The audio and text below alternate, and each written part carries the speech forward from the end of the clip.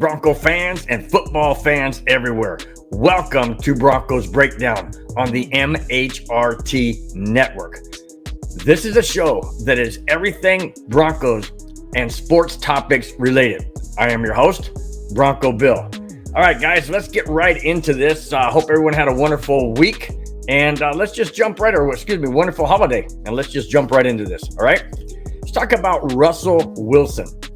Now, Russell Wilson made comments about the very first game the Broncos are going to play, and that is back in Seattle, where he played for 10 seasons. All right, let me read this. Russell Wilson made a public statement when asked about his first game as a Denver Bronco against the Seattle Seahawks. He said, and I quote, "You have to be able to go into it with the understanding that it's just ball, while also understanding that there have been amazing times. Seattle has meant the world to me the past 10 years. It's a special place to play for me, and it's about going there and playing the best football and going and trying to win the game." End quote. Well, is Russell Wilson saying all the right things? Absolutely he is. But somehow, some way, I feel it means more than that. I mean, yes, he did play there for 10 years. He has mentioned many, many times that Seattle's very, very instrumental into his career. He loved playing there. Obviously, the 12th man. All of that stuff means a lot to him. I mean, how can it not? They're the ones that, he played his pretty much his entire career. In fact, it is all of his entire career until, going to Denver. So it means something. It's got to mean something. Is he downplaying it? Absolutely he is. Of course he is. He has to. He has to, because if he doesn't, multiple things will happen. One, obviously, he won't be focused on the game at hand coming up on that Monday night, first week of the season in September. If he won't be ready for it, if he's constantly thinking about what Seattle meant to him, what the organization meant to him, what the fans meant to him, what the city, whatever it is. If that's the case, he's not going to be focused. The other thing is, the reason why he's downplaying it is he doesn't want to get caught up in that emotion. You can't get caught up in the past. It's nice to reflect. It's nice to appreciate. It's nice to come home, so to speak, in a way. But it's also great that he moved on and he's doing everything he can to be the best Broncos quarterback starting 2022 NFL season. So his focus is with the Broncos. Is his heart with the Broncos? Well, of course it's going to take time. It's going to. He's going to get there, just like Peyton Manning got there after spending all those years in Indy. Denver is home to Peyton Manning because of where his focus was when he got to Denver. Well, Russell Wilson's going to be the same, but it is going to be emotional. In my opinion, it's going to definitely be emotional when he steps on that field as a visitor for the very first time, looks around, sees the stadium, sees the fans. Hopefully the fans will give him a nice, cheer and round of applause and thank yous. We hope that. I do hope that. But it's still going to be emotional because it'll be the first time he stepped on that field as a visiting player.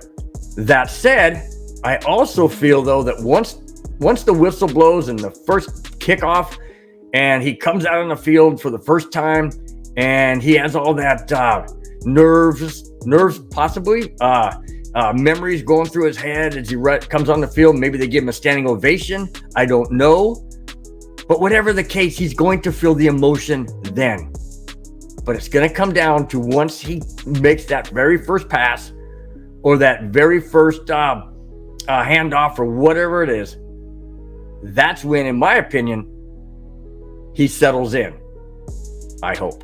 I hope that's the case. But in any case, I do feel that there is emotion there, and it's going to be emotional for him. And I just wish him all the best. I know Seattle's meant the world to him, but now he's a Denver Bronco. So let's focus back on that. Okay, how's that? All right, let's go to Jerry Jeudy. Now, Jerry Jeudy had that situation where he was arrested and Then they decide to drop the charges. Well, here's the latest update on Jerry Jeudy. The district attorney in Colorado has moved to dismiss all charges against Jerry Jeudy. While the DA has dismissed all charges, the NFL office is looking into disciplinary action if they believe Jerry Jeudy violated the personal conduct policy. Oh boy. Looks like Jerry Jeudy's not out of the hot water yet. And yes, he's out of hot water in relationship to the allegations. But the NFL is its own police force, so to speak. There's rules and regulations in the NFL, just like there is in any job or any sports organization. There are rules and regulations one must follow. If the NFL feels that Jerry Jeudy violated the personal conduct policy, they can suspend him, they can fine him, they can do both. It is totally up to the interpretation of that rule. If you violate, in their opinion, if you violate the personal conduct policy, now the two meaningful words in that 4-word statement is personal conduct. It doesn't say whether it's on the field or off the field. It's personal conduct. If you're a player in the NFL, and I'm using the NFL because it seems to be one of the most strict ones. If you're a player in the NFL, your conduct is not only on the field, but it is off the field because you are a member of that organization. 32 teams, 53 players. You are, in essence, in a fraternity, and you have to conduct yourself in a manner that is conducive and in collaboration with the NFL policy conduct. Let's hope that Jerry Jeudy didn't violate that. Now, I don't know what the policy states verbatim, word for word, but I do know that they're very strict on what you do off the field and how you conduct yourself. After all, they're representing the league. And if a player gets into issues and trouble, that goes back and reflects on the league. And they don't want that. They absolutely don't want that.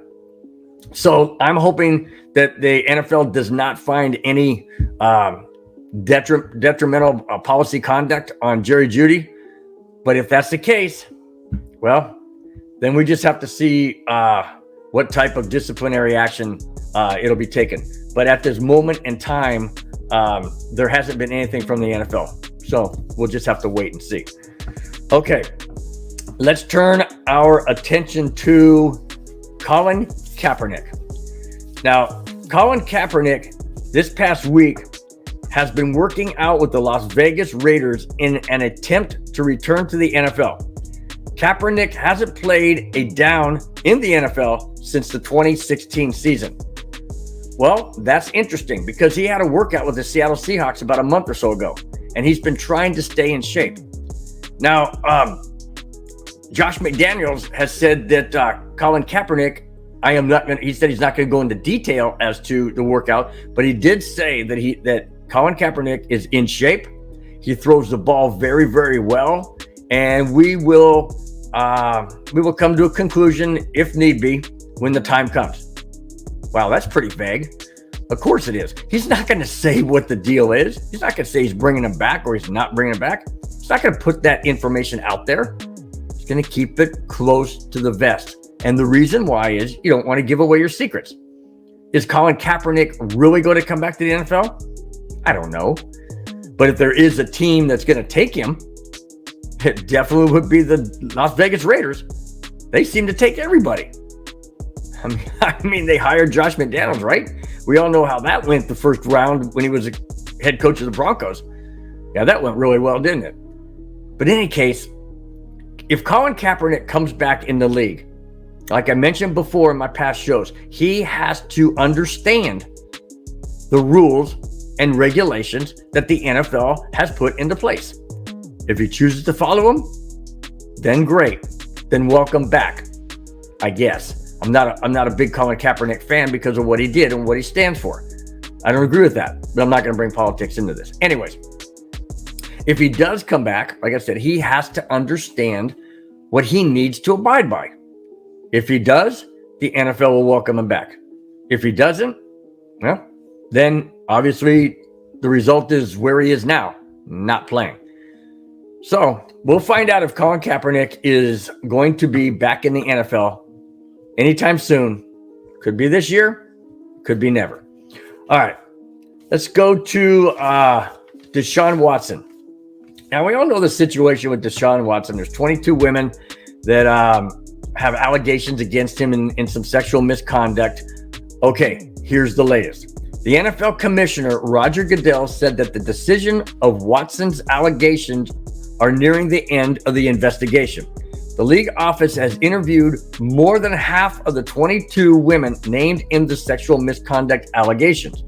Once concluded, it will be turned over to the disciplinary office for a decision on decision on player violations of the personal conduct policy. That could result in a suspension. Okay, just like Jerry Jeudy, Deshaun Watson is not out of the woods yet. He is, however, getting close to the allegations and whatnot. That's a whole different thing. When it relates to the NFL's personal conduct policy, Deshaun Watson could be in serious hot water. As in this Jerry Jeudy situation, it was only he and his girlfriend, the mother of his child. In the Deshaun Watson situation, there's 22 women, not just one. This is a much, much more serious issue, by far more serious. First off, they haven't even concluded whether or not there's going to be a trial. We don't know about that yet. That hasn't been dropped.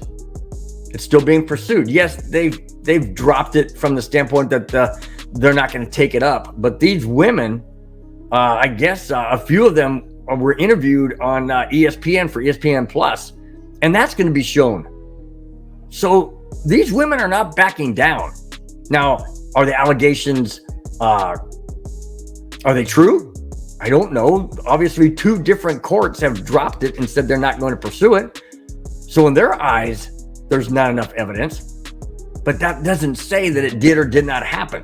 What it does saying is that it does that civil side or that criminal side is away and apart from the NFL. However, the NFL, like I said, is looking into possibly disciplinary action. It could be up to a year. It could also be involve fines. It could involve probation of sorts by the NFL. Because there is a lot there. Deshaun Watson's not out of hot water yet, like I said. And it's going to be very, very interesting as it gets closer to the preseason, the regular season. Where is this going to go? So that's the latest on Deshaun Watson. And I'll tell you what, the NFL does not mess around, guys. The NFL doesn't mess around. So we'll see where this goes. All right. Let's go to the NFL is considering eliminating the Pro Bowl. Now, I know what most of you guys are thinking. That's a good idea, right? Well, I look at it this way. The NFL, yes, has lost a lot of interest in the Pro Bowl. But to me, it's another football game. Not a traditional, regular football game we're used to. It's more like a flag game. I mean, you can't really tackle them. You kind of just push them or touch them, or might as well just put flags on them. But that's because the NFL is trying to protect their investment. They don't want players to get injured. Players themselves don't want to get injured. But here's the article that I found. The game has lost interest in players as well as fans. Players have opted out due to not wanting to get injured, and the fans have lost interest due to the way the Pro Bowl game is played. That's what I was saying. Exactly. Now, back in the day when they used to play in Hawaii, it was like a vacation for the family. You know, the NFL paid for the wives and the children and whomever, if there was anybody extra, I guess it comes out of the player's salary. They would spend the entire week in Hawaii. So it was a vacation for the family. It was a vacation for the players, and it showcased Hawaii. It showcased the NFL in a different light, because there is no football team in Hawaii. Hawaii doesn't get any football games in person. So that was one of the main attractions why the players wanted to go and why the fans watched. It was much, much better then. Well, it gets expensive to fly all those people to Hawaii. It gets very, the travel cost for the NFL crew that broadcasts, for the announcers, for the entire teams that go there with all of their gear and their personnel they have to take. So they moved it to Tampa Bay. Now, or maybe I'm not quite sure on this, but it could be wherever the city is for that Super Bowl. That's where they play the Pro Bowl. Well, last year the Super Bowl was in LA in SoFi Stadium, but the Pro Bowl was in Allegiant Stadium in Las Vegas. Maybe because of proximity, Allegiant Stadium also is a home of the Las Vegas Raiders, and so it made sense. So the Pro Bowl isn't as attractive because we see Allegiant Stadium. I mean, the Raiders play there 8 times a year, so we see it. We see Raymond James Stadium in Tampa Bay when the Super Bowl was in Tampa Bay. We see that stadium 8 times a year. So it's different. It's not a vacation to the family. The family may say, oh yeah, let's go to Vegas. They're not going to spend a week. It's not like that, like it was in Hawaii. And then when you have the game itself more like a flag football game, I mean, why not do something different? Like have a strength contest, or the most accurate quarterback, the fastest wide receiver. I don't know, something of that nature. I mean, but then again, that would be kind of like the combine, wouldn't it? You know, a strength, a speed, accuracy. So what is it going to be? Pro Bowl 2? I mean, not Pro Bowl, excuse me, Combines 2.0? Because that's basically what it would be. Am I in favor of dropping the Pro Bowl? Well, to be honest with you, I haven't watched it in the last couple of years because there hasn't been too many Bronco players in there, obviously. And that's the only reason why I watch it. I watch it from my Bronco players. And when they're not in the game anymore, then I'm not really interested. So would I miss it? No. But then again, there should be some kind of recognition for these guys who achieve all-star status or Pro Bowl status. They should be recognized. They should have their own day. Absolutely, they should. It is a popularity contest? Of course it is. Yes, it's a popularity contest. But it means something to the players. Whether they play or not, it means something to them to be recognized as one of the best, if not the best, at a certain position. So yes, I think the Pro Bowl needs to stay. I don't know how and what capacity or whatever, but I do feel that if there is no game, to at least have something of recognition for the players that have earned the right to be in the Pro Bowl, whether it's a game or not. Okay, let's go to the NFL is deciding to start their own streaming network of football games, live football games. Okay, here it is. The NFL knows what fans want, and that is to be able to watch their team play via a streaming service. In July of this year, 2022, the NFL will launch their own service called NFL Plus. It will feature live games and sell for about $5 a month. That's great. I think that's awesome. Here's the catch that I don't like. It's only going to broadcast your home market's games. So I live in Southern California, okay? I'm a Broncos fan, obviously. If the Broncos are not on my regular scheduled games and channels where I live, I can't get the Bronco game. Let's say I'm out and about and I can't be home to watch the game, even though I record games. But the Broncos are not on my local channels in my area. So I won't be able to get it, even with this live streaming. So what's the point? I don't understand the point of this. Unless a person does not have a cable service, then it makes a lot of sense. Then they can watch the games that they normally would watch if they had cable. But that doesn't benefit a person like myself who doesn't live in Colorado and can't always get the Broncos games. Well, this year's going to be different because I know I'm getting 7 because I got 5, there's 5 prime time, and then you got the London game, and then you got the Christmas Day game. So I know I'm going to get 7 Bronco games for sure. And then I'm going to get the games that are not prime time. I'm going to get the 2 games against the Chargers because I live in the Southern California area. I'm going to get Raider games because they always seem to broadcast in Southern California. So I'm not concerned about this year.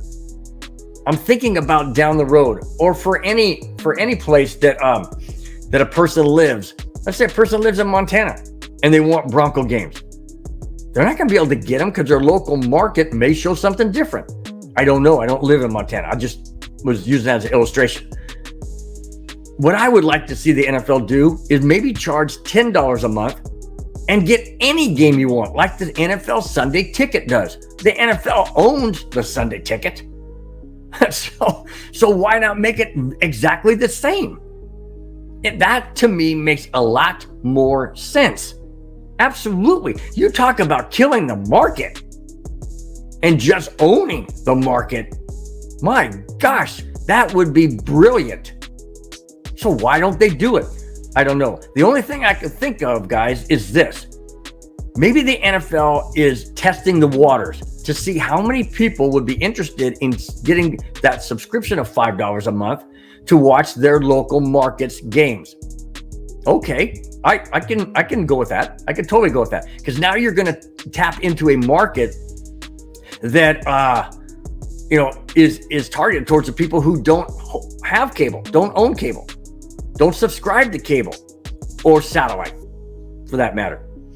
That is a good way to test the market, because more and more people are cutting the cord because of the expense and because of the availability of internet provided networks like the NFL Plus or ESPN Plus or I don't know, Hulu or what all the other ones out there. I don't have those. I have ESPN Plus, yes, but I don't have the others. So that makes a lot of sense. So hopefully the NFL does broaden. I know they're not watching my show or anything of that nature, but maybe they thought about doing exactly what they do with the Sunday Ticket. Allow all the games, just like MLB does. MLB allows all the games. Whether you're in the market or not, you can watch all the games. And that is brilliant, and that is smart. Hopefully the NFL does the exact same thing. That would be a great, great move. All right. Now we are going to move to the last segment, and here it is.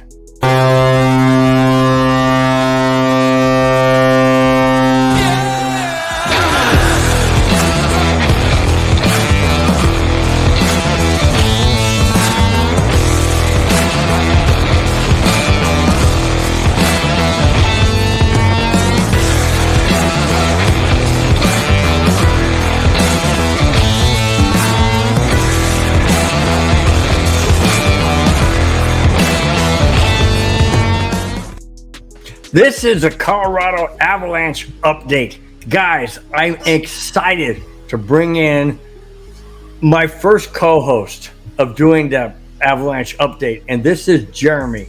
He is a Avalanche guru, and I want to bring in his thoughts about the last games that the Avalanche played. Game 1, Jeremy, was a shootout. It was 8-6, and Kemper gets hurt.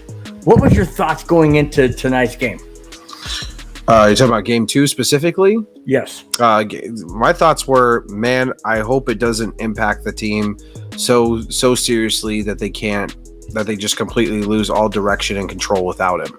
Those are my honest thoughts coming into tonight's game. And, I was just really hoping that the hockey gods really didn't, shun us like they have these last 3 straight years with us having goalie injuries and goalie problems and goalie issues that we've had. Those are my honest thoughts. And I was hoping that the Avalanche coming in tonight could tighten it up defensively as well. Did you expect the Avalanche and their onslaught to come out in game 2? I know we scored 8 goals in the first game, but Edmonton also scored 6. We were ahead 7-3, and it got down to nail biting towards the end before the empty net. Did you expect the Avalanche to come out tonight like they did? I certainly did. No. I come out and dominate? No, I did not expect them to come out and dominate like they did tonight. Absolutely not. I don't think anybody expected it. I don't think with the amount of talent that the top 6 in Edmonton have, I don't think anybody thought that the Avalanche would just mow over the Edmonton Oilers like they did tonight. No. Okay, we head into game 3 on Saturday night in Edmonton for games 3 and 4, Saturday and Monday. Do you expect the Colorado Avalanche to have the same intensity if Francos is still in net? Yeah, I do. I expect even more intensity with it, because if there's one thing that hockey teams love, they love playing on the road. You've seen it we saw it in the St. Louis Blues series. The Avalanche love playing on the road in St. Louis. They feed off the energy. I mean, Rogers Place is going to be rocking Saturday night, but it's not going to phase the Avalanche. I think that they're over anything that has ever haunted them in the past. And I was like the most clear thing that went through my mind today. The clearest message that got delivered to me, and I'm sure a lot of Avalanche fans today, was, hey, we're over it. We're over it now. And proof is in the pudding. Actions speak way louder than words. So I think the Avalanche are still determined. I think they're still focused. And that's the most amazing thing throughout this whole entire playoff series. Their poise has not changed. Not once. Mm-hmm. Not even a little bit. I mean, and you talk about you have Darcy Kemper go out, you have Andre Burakovsky go out, you have Sammy Girard go out. You lose 3 really key important players, and the Avalanche are just, well, we'll move on. But what about their power play? They were 0-4 tonight. No, they were 1 for 5. They were 1 for 5. Okay, you're right. I'm sorry. McKinnon scored. Yep. You're right. Late in that. Late. Yeah, very for most of the game, their power play was almost non-existent. Yeah. Right. So, does that pose a problem, or is it just to be able to keep their players off the ice, or both? I think it's to keep the Edmonton Oilers down, and to keep give their stars a little bit of a break. I think the Avalanche know that they are way better the clear-cut team right now. And I almost think that they kind of have it in their mind that they don't need to go full force on the power play. I mean, they scored every goal but one 5-on-5 tonight. Mm-hmm. And it absolutely dominated the Edmonton Oilers in their own zone. Yep. It was amazing. Yep. All right, let me shift gears and go to the NHL Eastern Conference Finals. Mm-hmm. Was that a shock last night that the Rangers dominated against the back-to-back defending Tampa Bay Lightning? It was and it wasn't. It was a shock because I expected the Lightning to have some rust after an 8-day rest. I just didn't expect them to have that rust. All that time, keep in mind, Bill, before last night's game, Andrei Vasilevsky had given up a total of 2 goals in the playoffs, all playoffs long, versus the Pittsburgh Penguins. Or I'm sorry, not the Pittsburgh Penguins. Who did they face? The Florida Panthers, and I forgot who they faced in the first round. But those 2 teams only put up 2 goals combined on Andrei Vasilevsky. He let in 6 last night. Mm-hmm. And just some basic scouting, it seems like Vasilevsky has a hard time going high side. He really does. Like all those goals were scored up top. Yep. They were scored top shelf on him. Top shelf blocker side. specifically. And as you become an Avalanche fan and you start to realize that the reality, we are only 2 wins away from advancing to the Stanley Cup Finals, you start to look at these things. And I think a lot of Avalanche fans will be watching Game 2 tomorrow night in Tampa Bay as well. That being said, I know we've talked about this, off screen or off record, that we both would like to see the Rangers play the Avalanche. My question is, does Francouz have enough in his goalie tank to take the Avalanche into the Stanley Cup Finals without Darcy Kuemper? Take him into the Stanley Cup Finals? Yes. Yeah, without Darcy Kuemper, yeah. The Avalanche are playing way too well defensively right now. Now, when we get to the Stanley Cup Finals, that's a different story. If we get to the Stanley Cup Finals, it doesn't matter who we're facing. If you don't have Darcy Kuemper back and fully healthy, So you're saying the Rangers are a better team then? Yeah, because Igor Shesterkin is playing out of his mind. He's playing out of his mind. Like, he's playing way better. I don't think anybody expected Igor Shesterkin to play that well. Honestly. So with the 4 teams that are left, Edmonton, Colorado, Tampa Bay, and Rangers, rank the goalies 1 to 4. I'm still going as we are now without Darcy Kuemper. So I'm gonna go first. Obviously, Andrei Vasilevsky. He's still number 1. I know the Lightning lost last night, but honestly, they're still the Lightning, and they're still the back-to-back defending Stanley Cup champions. Number 2, I'm going to say is going to be Igor Shesterkin from the Lightning. 3 is Francouz, and 4 is Mike Smith from the Edmonton Oilers. Mike Smith is clearly the weaker goalie. So basically what you're saying is the Western Conference final team going into the Stanley Cup has the weaker goalie if it's not Darcy Kuemper. Yeah, I'm confident in saying that because you got to look at the surrounding circumstances. Francouz never been this deep into the playoffs, and Stanley Cup, it gets harder every round, and it's the Stanley Cup Finals, and I know you keep saying, but it's New York, but those teams get there for a reason. I mean, you're telling me you're not going to be scared of the New York Rangers if they beat the back-to-back defending Stanley Cup champions. True. Like that's a scary team. They got a lot of young guys. They have a lot of what the Avalanche have on their team, and that's youth and power. And they played that smash them up, bang them up style on the boards, a lot like the Avalanche like to do. They like to get physical. Right. So yeah, I do. We're just speaking on goalie terms here. I'm not speaking on defense or forwards or power play or PK or any of that. We're just speaking strictly goalies here. Yes, I believe that it doesn't matter whether the Lightning or the Rangers come out of the East. If Pavel Francouz is sitting on the other side for the Avalanche, it's not going to bode well. Okay, that takes me into, we got to wrap this up. That takes me into Game 3 at Edmonton, Alberta, Canada. Yeah. Avalanche don't have Darcy Kuemper at this moment. Do we win Game 3? Yeah. Yep. Well, that was a quick answer. I'm sorry, but you can't convince me that they're not going to after tonight, man. I mean, I have never seen the Avalanche play like that in a long time. Like 21 years ago, long time. Yeah. They played out of their minds defensively tonight. I agree. Jeremy, it's been fun having you on. I can't wait to have you on again. Let's do this again. How about we do this after Game 3 next Thursday or next, Tuesday, Wednesday, Saturday. Whatever game it is. Game 3 Saturday. Yep. All right. Sounds great.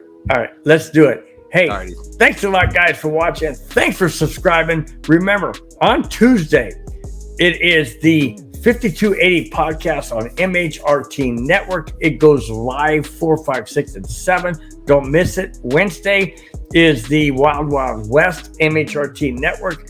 That goes live every 4:30, 5:30, 6:30, 7:30. Features a fan from every AFC West team: Broncos, Raiders, Chargers, and Chiefs. Great Thursday stuff. night is the Nothing Rhymes with Orange and Blue podcast.